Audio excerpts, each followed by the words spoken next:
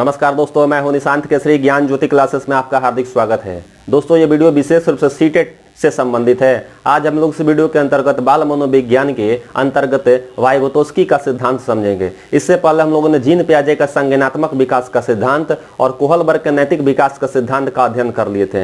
इन दोनों वीडियो का link description box में उपलब्ध है, आप वहां से जाकर उस वीडियो को आसानी से देख सकते हैं। आज हम लोग इस वीडियो के अंतर्गत वाइगोत्स्की का सिद्धांत समझेंगे, क्योंकि इसके सिद्धांत से 1 से 2 प्रश्न परीक्षा में पूछे ही जाते हैं। तो आइए हम लोग देखते हैं वाइगोत्स्की का सामाजिक सांस्कृतिक विकास का सिद्धांत क्या है। सबसे पहले परिचय, थोड़ा सामान्य परिचय हम जान लेते हैं कि वाइगोत्स्की का सामान्य परिचय क्या है। तो इनका पूरा नाम अगर देखा जाए तो इनका पूरा नाम होता है कि लिव सिमनोविच वाइगोत्स्की। ठीक है, लिव सिमनोविच वाइगोत्स्की। आप सिर्फ वाइगोत्स्की भी कह सकते हैं, क्योंकि वाइगोत्स्की भी लिखा हुआ रहता है। ठीक है, इनका जन्म जो हुआ था 19 नवंबर 1896 को ओरसा नामक एक जगह है रूस के अंतर्गत, तो रूसी साम्राज्य के अंतर्गत इनका जन्म हुआ था।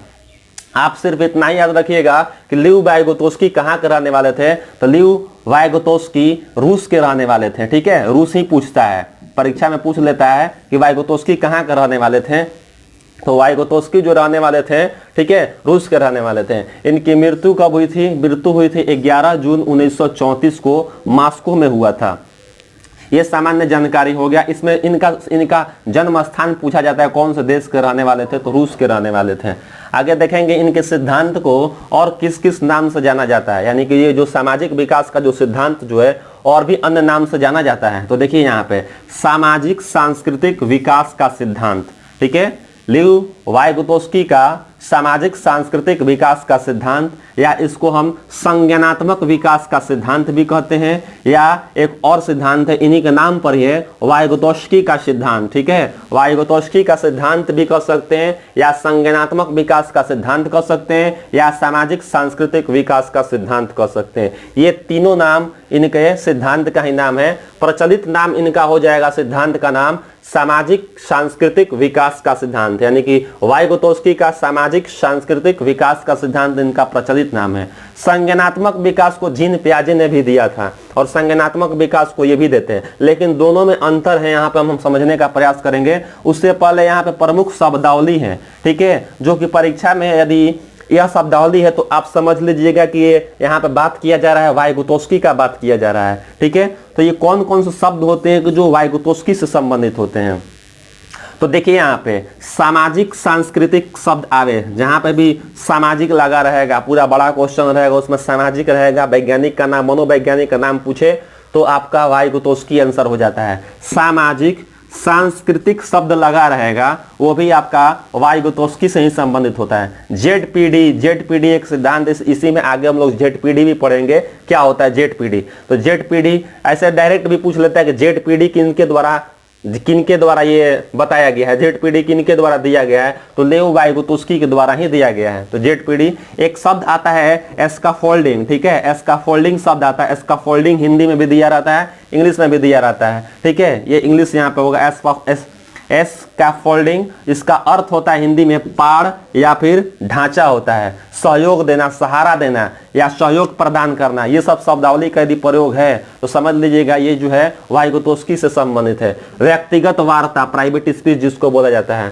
ठीक है, ये भी आपका हो जाएगा। उसके बाद निकटतम विकास का क्षेत्र, यदि यह सब शब्दावली का प्रयोग किया हुआ है वाइगोत्स्की से संबंधित है। भाषा एवं चिंतन जो है वाइगोत्स्की से संबंधित है। ये प्रश्न में अगर शब्द आपको दिखाई दे रहा है तो आप समझ लीजिएगा वहां पे वाइगोत्स्की की बात की जा रही है, वाइगोत्स्की उसका आंसर हो जाएगा। ठीक है, अब हम लोग यहाँ पे देखेंगे वाइगोत्स्की और जीन पियाजे, ठीक है, में थोड़ा अंतर देख लेंगे, क्या अंतर है। तो यहाँ पे है वाइगोत्स्की जो थे जीन पियाजे से प्रभावित थे, यानी कि जीन पियाजे के द्वारा जो संज्ञानात्मक विकास का सिद्धांत जो दिया गया था, उन सिद्धांत को भी वाइगोत्स्की समझते थे, लेकिन कुछ सैद्धांतिक मतभेद थी, यानी कि उनके सिद्धांत को लेकर और वाइगोत्स्की के सिद्धांत में दोनों में कुछ मतभेद था, कुछ अंतर था। उसी को संबंधित हम लोग यहाँ पे जानकारी लेंगे। तो देखिए यहाँ पे जीन पियाजे ने संज्ञानात्मक विकास में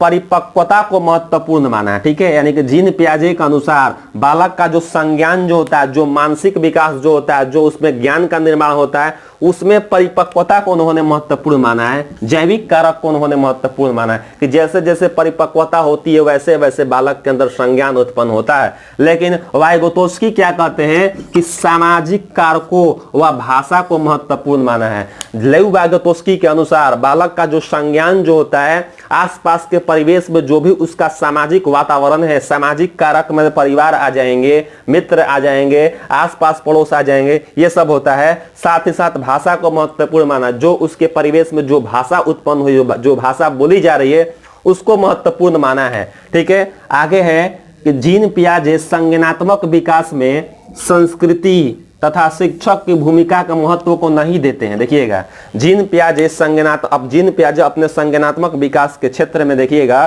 तो संस्कृति, शिक्षक को भूमिका नहीं मानते हैं।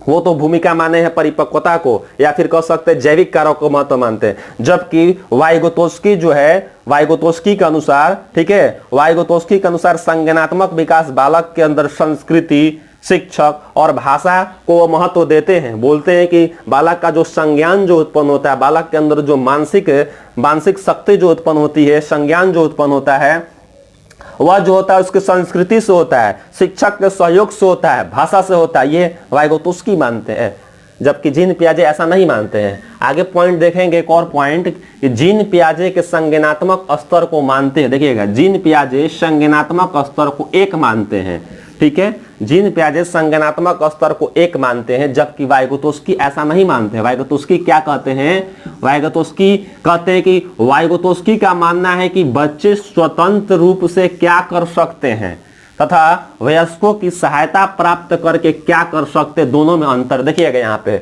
स्वतंत्र बालक को यदि स्वतंत्र रूप से छोड़ दिया जाए तो वह ज्ञान का निर्माण करेंगे ही करेंगे। यदि उसको वयस्कों का सहयोग मिल जाए, अपने से बड़ों का भी यदि सहयोग मिल जाए, तो उसमें संज्ञान और जो स्वतंत्र रूप से रखा गया उसका संज्ञान, दोनों में अंतर है। अर्थात यहाँ पे देखिएगा, बच्चे स्वतंत्र रूप से क्या कर सकते हैं बिना कोई सहयोग का, वो अलग चीज है। लेकिन जैसे ही बच्चे को वयस्कों का सहारा, अपने बड़ों की सहायता मिल जाती है, प्राप्त कर लेता है, तो वे क्या कर सकते हैं, दोनों में अंतर है, ठीक है। तो इस प्रकार से इन्होंने समझाने का प्रयास किया है, ठीक है। आगे बताएंगे इसमें कि जीन पियाजे निजी संभाषण यानी कि प्राइवेट स्पीच को अपरिपक्वन तथा आत्म केंद्रित मानते हैं, ठीक है। प्राइवेट स्पीच का अर्थ यहाँ पे होगा, मान लीजिए कार्य करते समय मन ही मन में छोटा छोटा बालक कुछ ना कुछ बोलते रहता है। इसके संदर्भ में आगे हम लोग पढ़ेंगे कि प्राइवेट स्पीच क्या होता है और जेडपीडी क्या होता है। तो जीन पियाजे निजी संभाषण यानी प्राइवेट स्पीच को अपरिपक्वन तथा आत्म केंद्रित मानते हैं, जबकि वाइगोत्स्की ने इसे आरंभिक बाल्यावस्था में चिंतन का एक महत्वपूर्ण साधन मानते हैं। बालक जो चिंतन करता है, मान लीजिए कोई कार्य करते समय बालक बीच बीच में कुछ ना कुछ बोलते रहता है, तो उसको वाइगोत्स्की कहते हैं कि ये एक बहुत ही महत्वपूर्ण चीज है, बाल्यावस्था में चिंतन का एक महत्वपूर्ण साधन है। जबकि जीन पियाजे इसको अपरिपक्वन बोलते हैं, क्योंकि बालक अभी परिपक्व नहीं हुआ है, तो अपरिपक्वन मानते हैं, आत्म केंद्रित भाषा उसको मानते हैं। ये पॉइंट याद रखिएगा, अंतर पूछा था ये वाला, जीन पियाजे का निजी संभाषण। इसमें आगे देखेंगे वाइगोत्स्की का सिद्धांत देखेंगे, ठीक है। ये आपका कुछ प्रभावित कुछ मतलब अंतर था। अब हम इसको देखेंगे वाइगोत्स्की के सिद्धांत क्या क्या होते हैं, किस प्रकार से वाइगोत्स्की ने अपना बताने का प्रयास किया था। वाइगोत्स्की का देखेंगे सिद्धांत। वाइगोत्स्की के अंतर्गत बालक समाज में घुलने मिलने के फल स्वरूप ही उनमें विभिन्न प्रकार का विकास होता है। देखिएगा, बालक जैसे ही अपने समाज में, समाज सबसे पहले उसका सामाजिकरण कहाँ होता है, सबसे पहले उसका सामाजिकरण उसके परिवार में होता है, अपने परिवार के मित्रों, अपने परिवार के कह सकते सदस्यों से मिलता है, माता पिता से मिलता है। तो इस प्रकार से उसका कह सकते विभिन्न प्रकार का विकास होता है। समाज में उसे जिस प्रकार की सुविधाएं उपलब्ध होंगी उसका विकास भी उसी प्रकार से होगा। परिवार में, समाज परिवार में या आसपास पड़ोस में कह सकते, विद्यालय में, जैसा उसको कह सकते माहौल मिलेगा, जिस प्रकार उसकी सुविधाएं उपलब्ध होगी उसी के अनुसार उसका विकास होगा, उसी के अनुसार उसका संज्ञान उत्पन्न होता है। तो इसमें महत्वपूर्ण है समाज, याद रखिएगा, समाज के बारे में कहते हैं, संस्कृति के बारे में कहते हैं जीन ये वाइगोत्स्की, ठीक है। अब है इसमें आगे कि इस सिद्धांत को सामाजिक निर्मित वाद कहा जाता है, ठीक है। वाइगोत्स्की के सिद्धांत को सामाजिक निर्मितवाद भी कहा जाता है, क्योंकि इसमें संस्कृति एवं सामाजिक परिवेश की सार्थकता होती है। आप यहाँ पे याद रखिएगा, संस्कृति एवं सामाजिक परिवेश की अगर बात कहा जाएगा तो कौन से मनोवैज्ञानिक हो जाएंगे? वाइगोत्स्की के अनुसार ये हो जाते हैं। शिशु के संदर्भ में अगर देखा जाए तो देखिएगा आगे, इसमें शिशु के सामाजिक संपर्क का दायरा बहुत सीमित होता है। यानी बालक जब जन्म लेता है, कह सकते हैं कि 1 साल 2 साल का होता है, जब शिशु के रूप में होता है तो उसका सामाजिक दायरा काफ़ी मतलब कि सीमित रहता है, अपने परिवार तक ही वो सीमित रहता है। अतः सामाजिक विकास के दृष्टिकोण से उनमें बहुत आशा नहीं की जा सकती है, क्योंकि अभी वो परिवार के अंतर्गत ही, अपने कह सकते हैं कि माता पिता अपने भाई बहन के अंतर्गत ही हैं। जैसे ही वह बाल्यावस्था में प्रवेश करता है, ठीक है, शैशवावस्था के बाद जब बाल्यावस्था में प्रवेश करता है तो करने के साथ साथ उसका अधिकांश बच्चे विद्यालय जाने में, ठीक है, विद्यालय जाना प्रारंभ कर देते हैं और अब उनका सामाजिक दायरा बहुत विस्तृत हो जाता है। यानी कि देखिए यहाँ पे सामाजिक सांस्कृतिक परिवेश, पहले परिवार, सामाजिकरण के अंतर्गत पहले परिवार हुआ तो परिवार के अंतर्गत उसका सामाजिक दायरा जो संज्ञान जो है वो सीमित रहता है। जैसे ही बालक विद्यालय में प्रवेश करता है, विद्यालय जाने की जो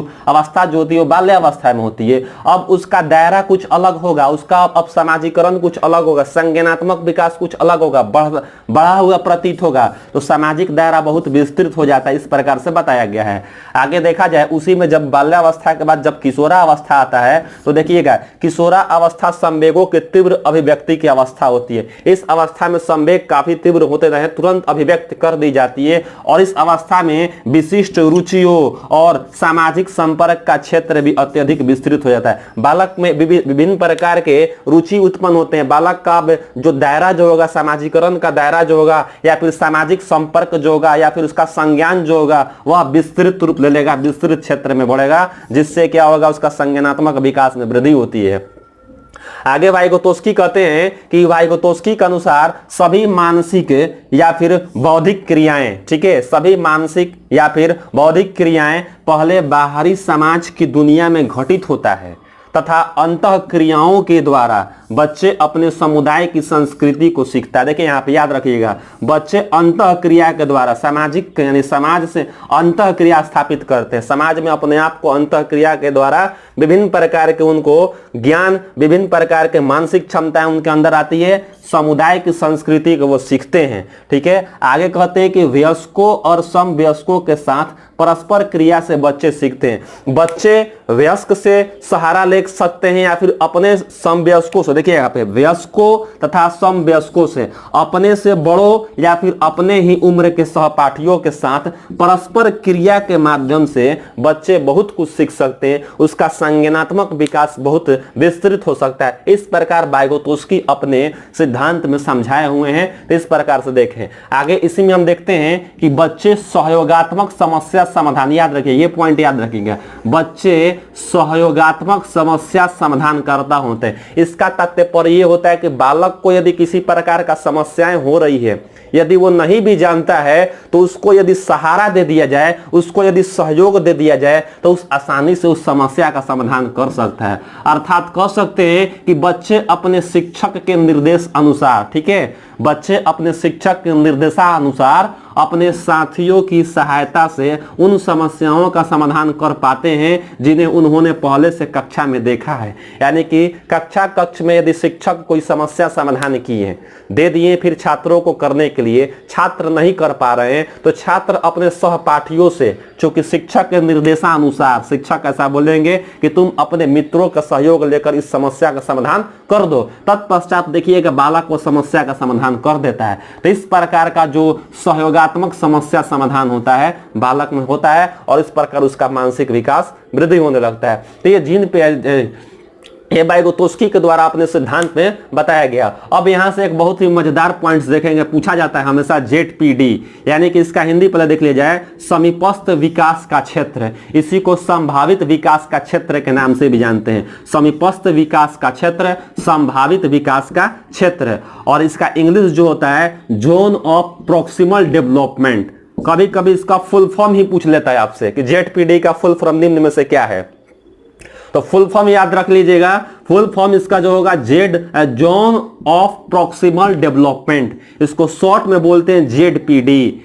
यहीं से आपका पहले तो ये तो बात की चीज है, यहीं से देखिए दो तरह से प्रश्न बनता है। एक पूछा जाता है जेडपीडी का मान लीजिए फुल फॉर्म आसानी से पूछा जा सकता है, या ऐसे पूछा जा सकता है जेडपीडी का संप्रत्यय किस मनोवैज्ञानिक के द्वारा दिया गया था, निम्न में से किस मनोवैज्ञानिक के द्वारा जेडपीडी संप्रत्यय दिया गया था। तो इसका आंसर क्या हो सकता है, इसका आंसर वाइगोत्स्की के द्वारा दिया गया है। अपने जेडपीडी सिद्धांत के अंतर्गत या फिर कह सकते हैं जेडपीडी के अंतर्गत क्या बताते हैं वाइगोत्स्की, तो वाइगोत्स्की ने कहा, देखिएगा समझिएगा यहां से, वाइगोत्स्की ने कहा कि संज्ञानात्मक विकास, ठीक है, संज्ञानात्मक विकास एक अंतरवैयक्तिक सामाजिक परिस्थिति में संपन्न होता है। अंतरवैयक्तिक सामाजिक परिस्थिति के मतलब कि बालक या फिर व्यक्ति जो है समाज में दो या दो से अधिक लोगों से संपर्क में स्थापित करता है, कई लोगों से संपर्क स्थापित करता है, उन लोगों से अंतःक्रिया करता है, उन लोगों से वो अपने आप को प्रभावित करता है। तो वही चीज यहाँ पे है कि समाज के देखिएगा, समाज के अंतरवैयक्तिक सामाजिक परिस्थिति में संपन्न होता है,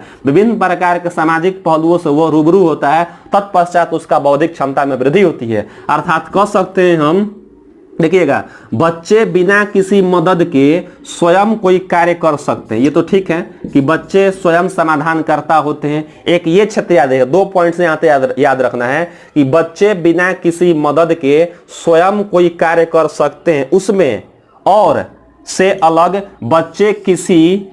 बच्चे किसी से मदद प्राप्त कर कोई कार्य कर सकते हैं, इन दोनों के बीच में जो अंतर है उसी अंतर को जेडपीडी कहा जाता है। बच्चे स्वयं से कोई कार्य कर सकते हैं, इसको अलग रखिए।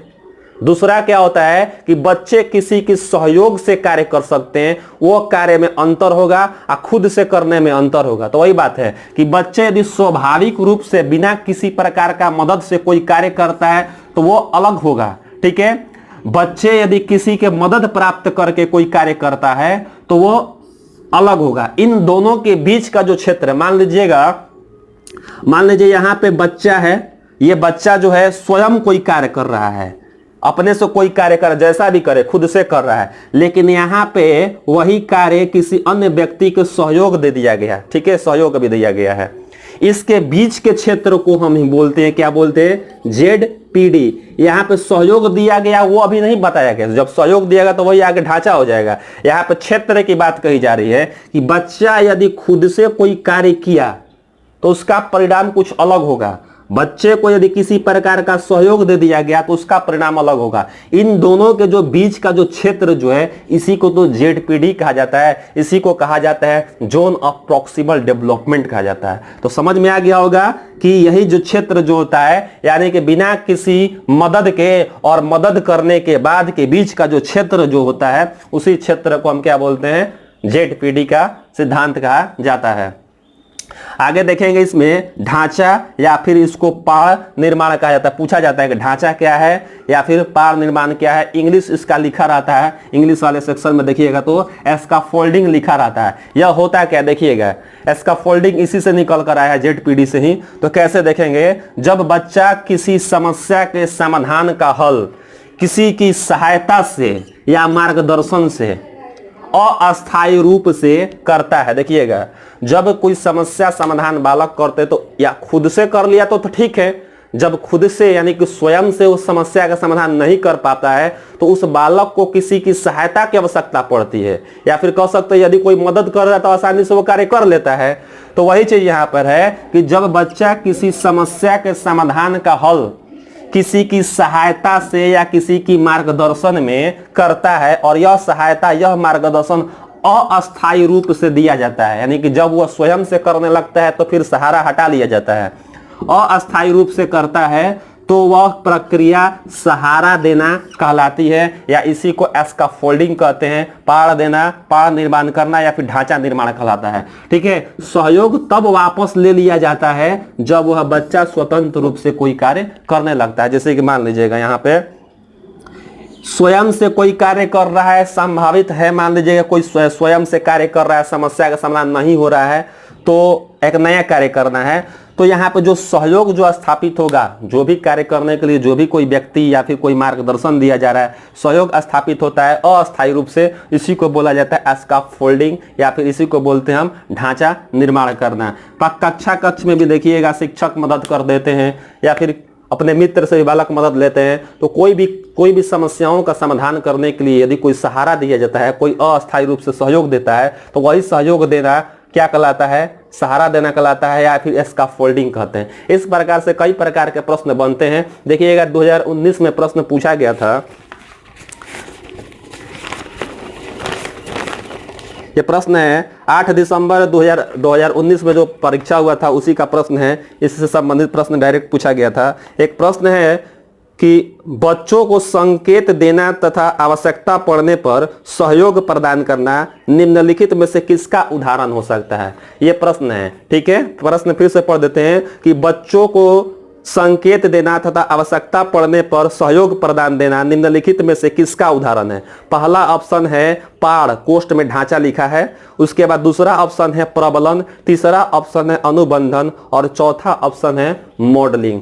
पहाड़ के अगर रखा जाए इधर इंग्लिश सेक्शन में तो यहाँ पे स्कैफोल्डिंग दिया है, तो इसका उत्तर जो हो जाएगा यही स्कैफोल्डिंग होगा। देखिए यहाँ पे लिखा है बच्चों को संकेत देना तथा आवश्यकता पड़ने पर सहयोग प्रदान करना, तो वही चीज तो है, सहायता प्रदान करना, सहयोग प्रदान करना, किसी भी रूप में हो सकता है अस्थायी रूप से। फिर वह बालक खुद से कार्य करने लगता है, स्वयं से कार्य करने लगता है, तो इस प्रक्रिया को ही हम बोलते हैं स्कैफोल्डिंग कहते हैं। इसका उत्तर हो जाएगा स्कैफोल्डिंग। इसी पर एक और पूछा गया था वाइगोत्स्की से, 2 प्रश्न पूछे गए थे।